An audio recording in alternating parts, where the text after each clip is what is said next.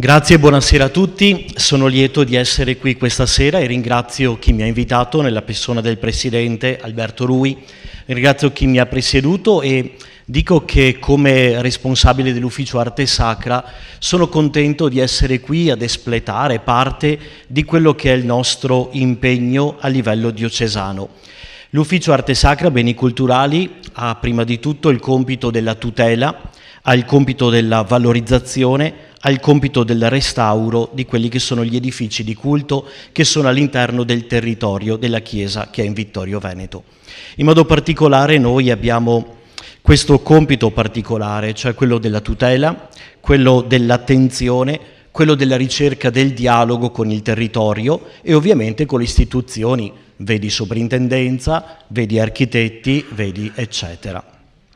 Oltre a questo però ci teniamo in modo particolare e peculiare a quella che è la valorizzazione degli edifici di culto.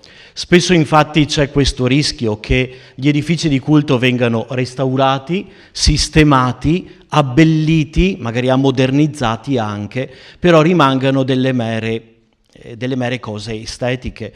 Un po' perché appunto oggi la frequenza, come tutti sappiamo, è diminuita, un po' per la non consapevolezza e la non conoscenza di quello che è il territorio e della peculiarità di edifici di culto straordinari all'interno del nostro territorio. Allora, come Ufficio per i Beni Culturali abbiamo cercato di interrogarci su questo.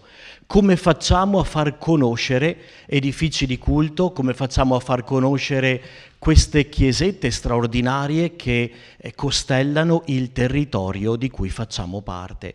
E in modo particolare come facciamo a tradere, cioè a tramandare ciò che è la consapevolezza, la coscienza e la bellezza del passato alle nuove generazioni? Allora, come Ufficio Beni Culturali ci siamo dati due risposte. La prima è questa, la formazione di un istituto, l'Istituto Beato Toniolo, che oltre ad avere come mission l'idea di portare avanti il pensiero del Beato Toniolo che riposa, le cui spoglie riposano qui a Pieve di Soligo, e in modo particolare saluto la Presidente Annalina Sartori e il direttore scientifico Marco Zabotti, oltre ad avere questa mission principale, anche quella della valorizzazione delle vie dei santi, del territorio. E per cui grazie al contributo di Banca Prealpi e alla messa in gioco del QDP, si sono realizzati una serie di video che possiamo scaricare e trovare su YouTube tranquillamente, in cui in pochi minuti si delineano le linee base di quelli che sono gli edifici di culto da poter conoscere del nostro territorio. E ormai la mappa è conclusa all'interno del territorio diocesano. Questo è il primo passaggio. Secondo, si sta cercando di valorizzare la presenza di volontari che possano aprire le nostre chiesette, possano raccontare la storia di questi edifici di culto, ma in ultima analisi possano dire il bello, la tradizione e il perché dell'esistenza di questi edifici di culto. Che cosa sto dicendo con tutto questo? Sto dicendo che prima abbiamo visto la splendida immagine del Previtali che si trova nella chiesa di Meschio. Abbiamo visto l'opera di Tiziano all'interno del Duomo di Serravalle.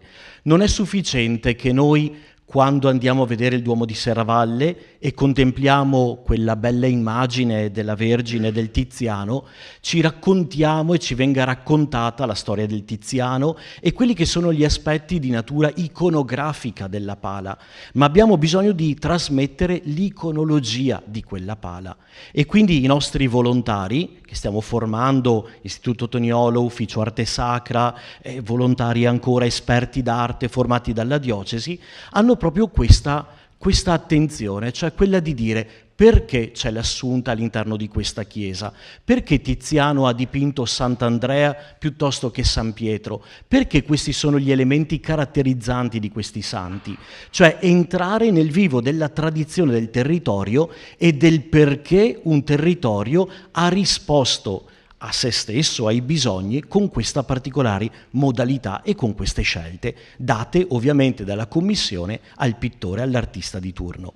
Questo è il primo passaggio. C'è poi un secondo passaggio ed è quello appunto di far conoscere, di aprire in occasione di non lo so, sagre parrocchiali, piuttosto che eventi particolari del territorio legati alla vita delle nostre comunità, non solamente gli edifici di culto, ma anche quelli che possono essere emblemi della nostra diocesi. La prima domenica di ogni mese, al pomeriggio, abbiamo un gruppo di volontari che tiene aperto il Castello Vescovile. Molti, addirittura di Vittorio Veneto, non hanno mai visitato il Castello Vescovile. Quindi l'idea nostra di Ufficio Beni Culturali è proprio questa, cioè quella di far conoscere, quella di intraprendere questa strada e di conoscenza e di valorizzazione, ma soprattutto di tutela nella conoscenza stessa. L'ultimo passaggio, e arrivo proprio alla fine di questo intervento che vuole essere abbastanza anche succinto e cursorio, è questo. Abbiamo partecipato come diocesi al PNRR per la tutela e la valorizzazione degli edifici rurali di culto. E appunto abbiamo 7 esempi di questa valorizzazione, di questo restauro. E all'interno di questo itinerario di tutela, di restauro, vi è pure l'aspetto della valorizzazione di questi edifici di culto. E per cui ci siamo interrogati, ci siamo messi nei panni di un giovane. Un giovane come può essere attirato da questi edifici di culto e come può avere il desiderio di andare a conoscerli. Ci siamo fatti una domanda molto semplice: quali sono gli strumenti che oggi tutti abbiamo in tasca? Beh, prima di tutto il cellulare. Abbiamo tutti il cellulare, lo utilizziamo tutti. Secondo, cos'è una cosa che attira ancora oggi? Beh, lo jogging, per esempio, il fatto delle camminate in campo aperto, camminate nel territorio. Abbiamo cercato di mettere insieme questi 2 elementi. E allora abbiamo realizzato proprio una strada, e qui sto parlando di 2 PNRR che si sono realizzati, uno per la chiesetta della Madonna della Tosse, territorio Vittorio Veneto, parrocchia Sant'Andrea, Pieve di Bigonzo, l'altro sempre territorio Vittorio Veneto, zona Serravalle, Sant'Augusta, santuario di Sant'Augusta che tutti conosciamo. E per cui ci siamo messi in gioco su questo. Abbiamo pensato ad una via, torno alla prima slide, alla via degli artisti, al santuario di Sant'Augusta, appunto, alla chiesetta della Madonna della Tosse. Posso tornare indietro un attimo, per favore? Ecco qua, realizzando delle realtà aumentate per far conoscere in profondità queste chiesette, ma soprattutto quanto queste chiesette dicono al nostro territorio. Per cui l'idea è quella di condividere l'unicità creando unione che genera una crescita umana, spirituale, sociale ed economica. Noi come Chiesa ci teniamo in modo particolare a questo aspetto culturale, spirituale e religioso. Integrare passato, presente e futuro e creare delle esperienze stimolando sentimenti ed emozioni. La fede, l'arte ha sempre portato nel cuore degli uomini quella che è l'idea del sentimento e quella che è l'emotività, l'emozione. Favorire inoltre la ricerca, anche spirituale, attraverso dei percorsi emozionali e mettere al centro che cosa? La persona, la comunità e il territorio.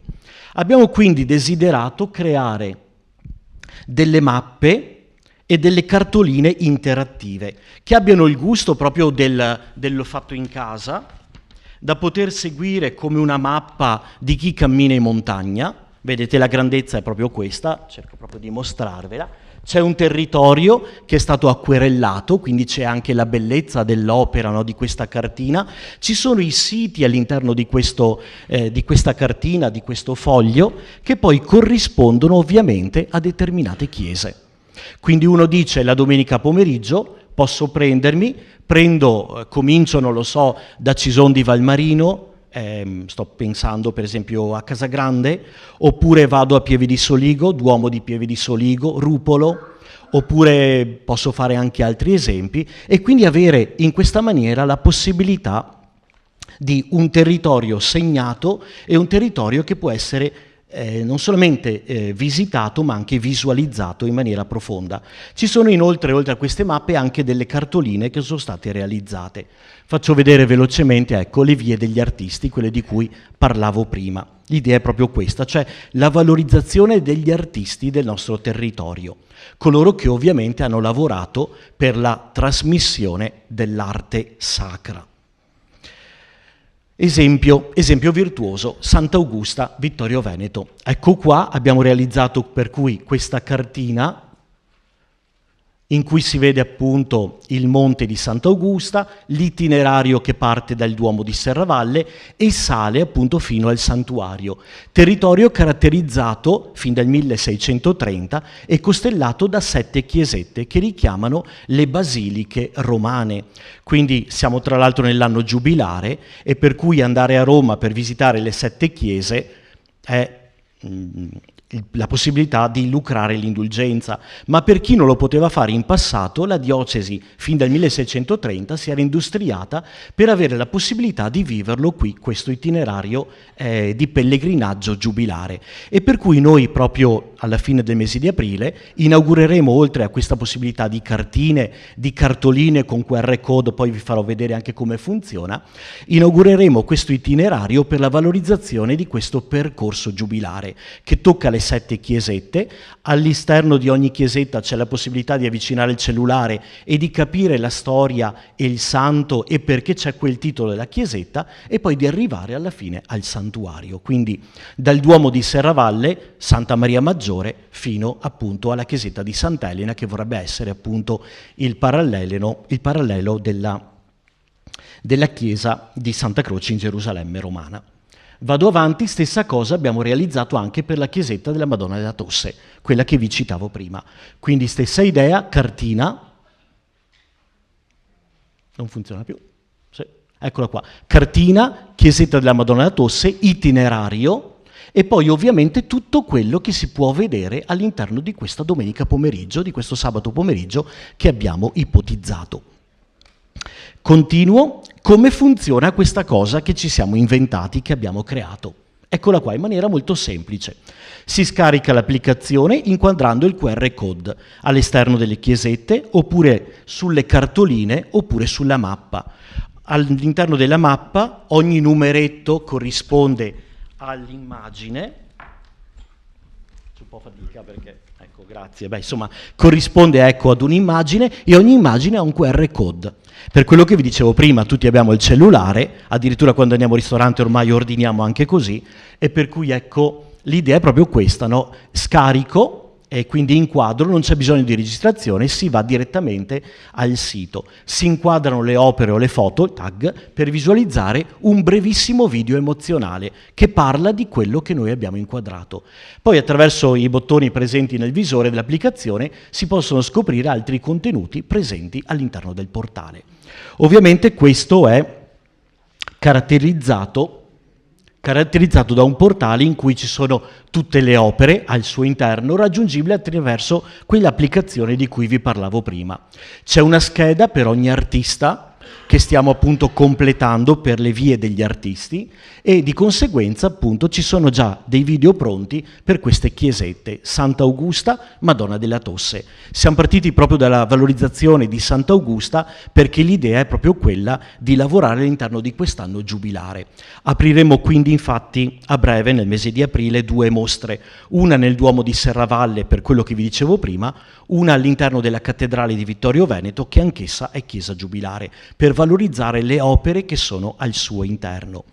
Un breve esempio della scheda mappa santuario di Sant'Augusta, eccolo qua. La scheda è monografica, monografia dell'artista, dell'opera o addirittura è possibile trovare questo piccolo video esplicativo. È molto semplice, è essenziale, l'abbiamo pensata in maniera elementare, corredata appunto da questa cartina visiva, da quelli che sono delle piccole icone che rappresentano i vari passaggi e da quella che è la possibilità poi di vedere anche i contenuti. Questo per quanto riguarda le chiesette. Faccio un esempio anche per quella che è la valorizzazione delle schede delle vie degli artisti. Eccolo qua. Scheda di Vittorio Veneto, Tiziano a Serravalle. Perché Tiziano si trova a Serravalle? Chi è Tiziano in maniera molto veloce? Che cosa fa Tiziano a Serravalle? E perché compie quell'opera determinata? Quindi l'idea è proprio iconografica, iconologica, territoriale, ma soprattutto di valorizzazione in campo culturale e religioso di quanto è stato creato. Ho finito. Grazie.